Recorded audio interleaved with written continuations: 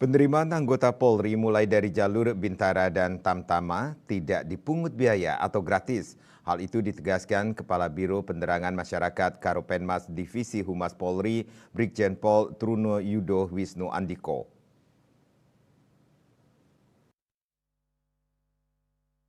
Truno Yudo dalam keterangannya di Jakarta seperti dikutip dari kantor berita Antara menjelaskan, Polri telah menggunakan prinsip betah, yakni bersih, transparan, dan akuntabel, serta humanis dalam menerima calon anggota Polri guna menghindari adanya kecurangan selama proses seleksi penerimaan. Kemudian pendaftaran seleksi Taruna Akpol juga dilaksanakan secara langsung dan juga daring melalui website Polri. Mantan Kabid Humas Polda Metro Jaya itu menekankan bahwa seluruh tahapan seleksi dilaksanakan secara terbuka dan hasilnya diumumkan secara langsung dan diawasi oleh pihak internal maupun eksternal.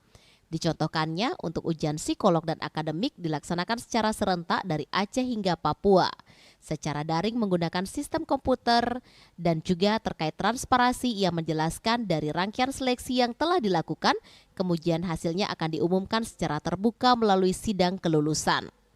Sidang ini dihadiri oleh peserta, tim pengawas, dan juga internal, pengawas eksternal, bahkan orang tua siswa dapat menyaksikannya di siaran langsung melalui tayangan YouTube.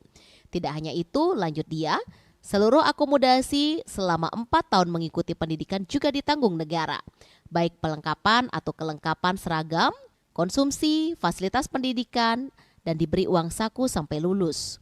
Truno Yudo menambahkan bahwa Polri memiliki komitmen untuk menindaklanjuti pelaku yang melakukan penyalahgunaan dalam proses penerimaan calon taruna Akpol, baik yang melakukan praktik pencalonan, penipuan maupun penyalahgunaan proses seleksi secara tidak pandang bulu, baik yang dilakukan oleh panitia seleksi, oknum anggota Polri maupun masyarakat yang melakukan pelanggaran hukum, pidana maupun kode etik profesi.